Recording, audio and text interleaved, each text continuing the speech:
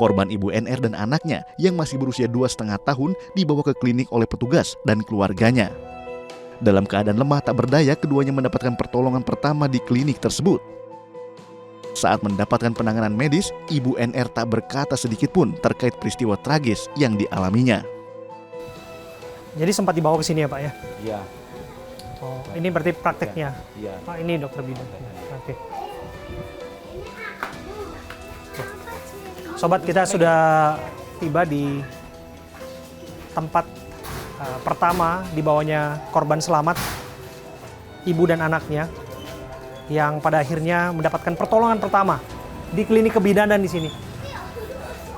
Saya Abraham Silaban, saya akan gali terus informasi demi fakta-fakta temuan di lapangan dan mengungkap misteri apa yang sungguh terjadi kepada keluarga Insinyur Haji Hamka.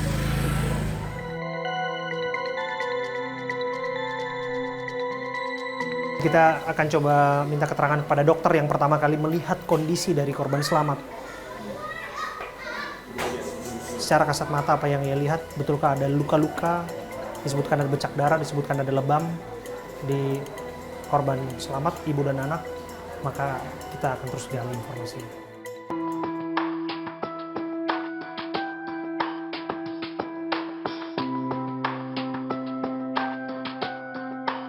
Sobat, saya berbincang langsung bersama dengan Dr. Diana Nirmalasari, dokter yang memberikan pertolongan pertama kepada dua orang yang ditemukan dalam keadaan sekarat, dalam keadaan memprihatinkan di kediaman almarhum Haji Hamka.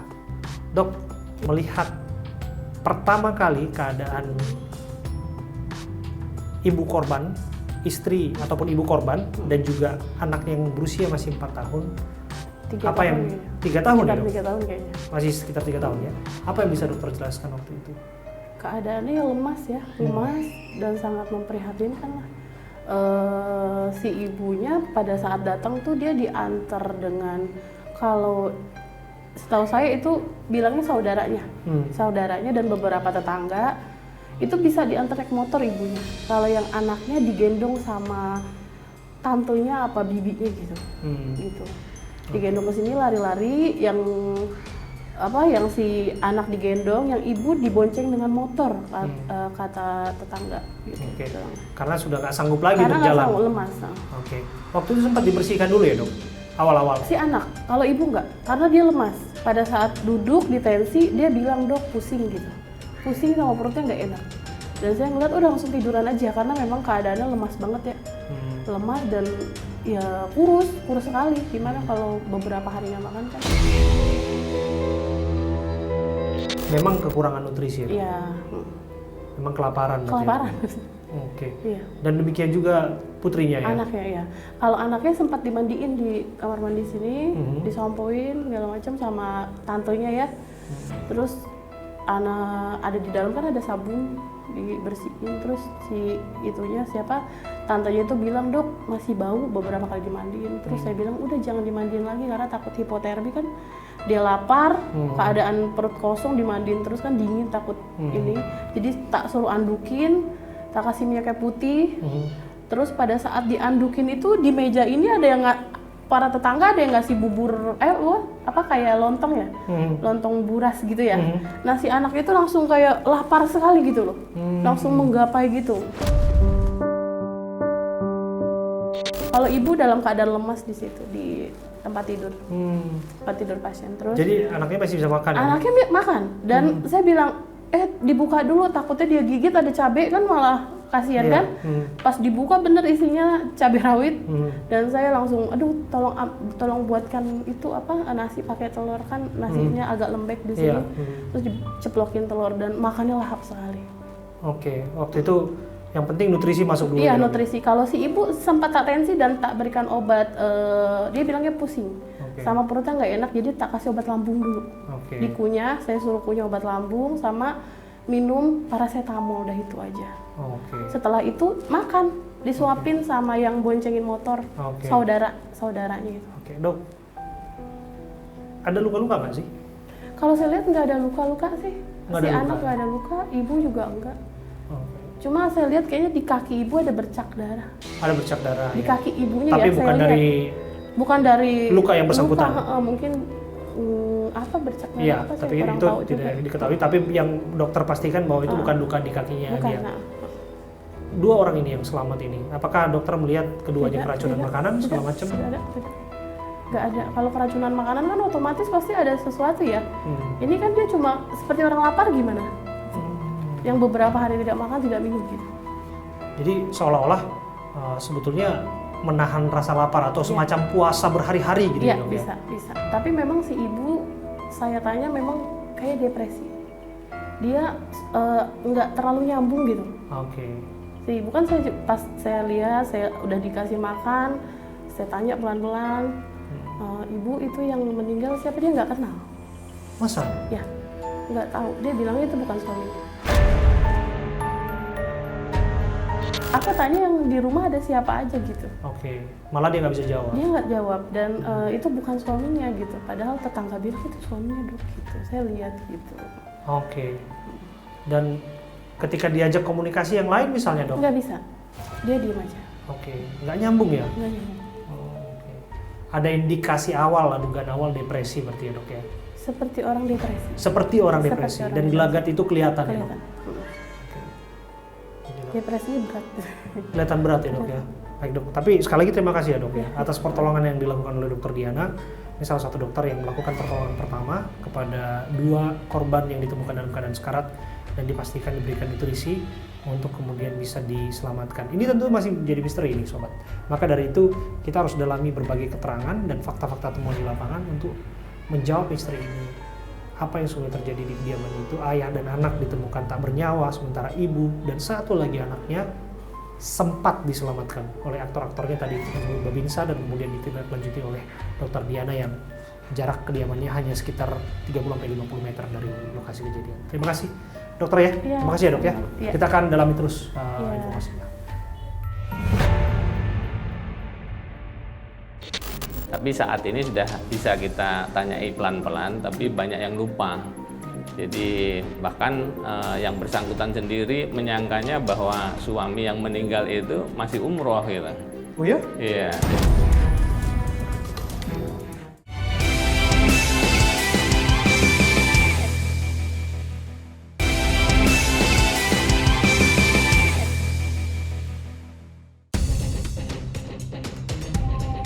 Usai mendapatkan pertolongan pertama di sebuah klinik, Ibu NR dan anaknya dilarikan ke Rumah Sakit Polri Kramat Jati. Di sini keduanya mendapatkan perawatan dan pendampingan dari tim medis. Lantas bagaimana kondisi kesehatan Ibu NR dan anaknya yang berhasil selamat? Saya akan berbincang dengan Kepala Rumah Sakit Polri Kramat Jati, Brigjen Pol Dr. Haryanto, untuk mengetahui perkembangan kesehatan Ibu NR dan anaknya. Jadi ibu ini datang ke sini dengan kondisi fisik yang sangat lemah, kemudian kita cek HB-nya, jadi kadar hemoglobin darahnya itu sangat rendah, jadi 7 mg/% per desiliter. Oke, apa artinya itu, Dok? Ya, artinya ya ibu ini sebenarnya dalam jangka waktu yang lama kemungkinan dari nutrisi bisa, karena kondisi fisiknya atau penyakit yang lain bisa juga yang ada pada ibu ini. Karena pada orang normal itu HB itu di atas 12 untuk wanita ini. Oke, artinya pada kasus-kasus seperti ini bisa disimpulkan bahwa memang yang bersangkutan tidak makan dalam jangka waktu yang lama? Kondisi yang kita lihat saat ini memang kondisi sangat lemah, memprihatinkan. Oke, artinya nutrisi yang terutama yang Nutrisi, dimasukkan ke tubuhnya. kemudian air, karena ini termasuk yang bersangkutan itu imbalan elektrolit. Jadi kondisi fisik ini di dalam tubuh ini ada elektrolit. Elektrolitnya sangat kurang sehingga dia menjadi lemas dan Oke. sebagainya. Ada indikasi keracunan tidak, Dok? Kalau untuk ibu enggak, Untuk ibunya tidak, ya, tapi untuk 2 jenazah lainnya? tidak tahu. Jadi makanya dari hasil otopsi kita kirim toksikologi. Jadi sampel toksikologi apakah ada racun atau enggak gitu. Kami dapat informasi, Dok, ada indikasi depresi, ada indikasi frustasi berat, betul Betul kan demikian dok? Kalau menurut saya memang kelihatannya ada gangguan psikologis. Jadi gangguan psikologis itu nanti apakah depresi atau ada gangguan jiwa yang lain lah, itu ya dari dokter kejiwaan ya. Kalau Komunikasi dengan pasiennya sendiri Iya. pasif atau aktif dok? jadi pasif. Tapi saat ini sudah bisa kita tanyai pelan-pelan, tapi banyak yang lupa. Jadi bahkan yang bersangkutan sendiri menyangkanya bahwa suami yang meninggal itu masih umroh gitu. Oh ya? Iya. Jadi hal itulah yang mau digali oleh psikiatri nanti. Oke. Informasi yang sama sebetulnya kami terima dok. Ketika ditemukan pertama kali ibu oleh tim penyelamat waktu itu yang masuk ke kediamannya, yang mencium bau tak sedap, pada akhirnya dobrak rumah itu dan menemukan yang bersangkutan. Bersangkutan sempat nyeletuk ketika ditanya mana bapak, mana suami ataupun mana anaknya, malah yang bersangkutan jawab sedang di luar. Begitu. Apakah ini ada irisan Ya, sebetulnya? Iya.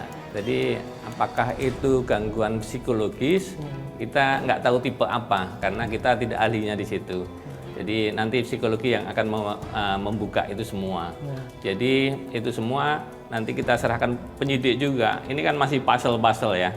Puzzle-puzzle ini nanti kita kasih informasi ke penyidik. Nanti penyidik yang akan menggabungkan jadi satu. Ada luka di sekujur tubuh Bu Nur Hikmah ini? Oh tidak ada. Tidak Sama ada. sekali kalau ibu ini nggak ada luka. Nggak ada luka sama Nggak sekali? ada. Ya. Oke. Dok, saya harus dalami juga dok mengenai bagaimana kemudian kondisi jenazah yang ditemukan. Kan kami dengar juga proses otopsi dilakukan di Rumah Sakit Polri dok. Ya. Betulkah dok kemudian ada indikasi keracunan dok? Ada indikasi ditemukannya toksik ataupun racun di tubuh jenazah? Jadi tanda-tandanya yang dominan adalah pembusukan dari jenazah ini. Jadi pembusukan dekomposisi ini sudah lanjut, artinya lebih dari 5 hari. Jadi pembusukannya. Jadi proses manusia membusuk itu sekitar 24 jam itu sudah mulai pembusukan dan sebagainya. Nah ini pembusukannya itu sudah lanjut. Jadi kira-kira sudah lebih dari 5 hari. Bagaimana kemudian saran dokter untuk memastikan anaknya tidak trauma dok? Ini mengerikan sekali tentu saja dok. Seorang anak adalah korban yang ada dalam posisi sulit dok. Ya. Sebagaimana yang kita pahami bersama, dia tentu tidak ingin dalam kondisi itu. Iya. Apapun yang terjadi di sana, dia adalah orang yang paling korban di antara korban-korban lainnya. Iya, Karena iya. dia ada di situ dan menyaksikan Iya. apa yang terjadi di sana setidaknya. Menurut dokter, penanganan psikologis apa yang Iya. harus dilakukan kepada anak ini? Jadi harus ya Mas ya. Jadi kita itu tidak tahu bahwa anak ini secara tidak sadar itu merekam apa yang terjadi saat itu. Kita merasa bahwa oh anaknya nggak apa-apa sekarang lincah dan sebagainya. Tapi di bawah sadarnya, lah kita nggak tahu. Makanya ini harus didampingi oleh psikologi, psikolog lah ya. Terima kasih Brigadir Jenderal Polisi Dr. Haryanto, Terima kasih. Kepala Rumah Sakit Polri Kramat Jati, Jakarta Timur sudah berbincang bersama kami. Ya.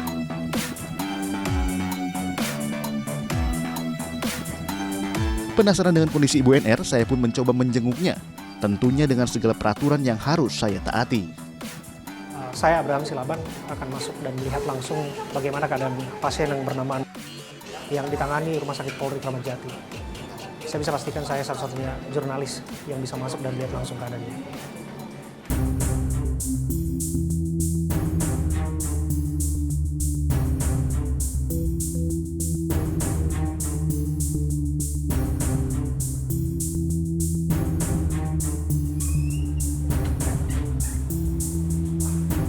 Sobat, saya melihat langsung keadaan pasien NR yang keadaannya bisa dikatakan dalam tahap pemulihan secara fisik maupun secara psikis tentu saja. Yang jelas asupan nutrisi sudah mulai bisa dikonsumsi dan saat ini pendekatan psikis sedang dilakukan oleh tim dokter yang menangani di Rumah Sakit Polri Kramat Jati untuk sedikit banyak ya menggali informasi mengenai peristiwa tragis yang terjadi di kediamannya di Jalan Balai Rakyat 5 di Koja, Jakarta Utara.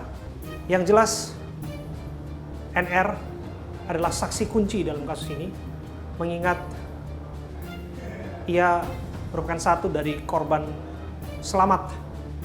Meskipun keadaannya sekarat, tapi yang jelas keadaannya sudah mulai membaik.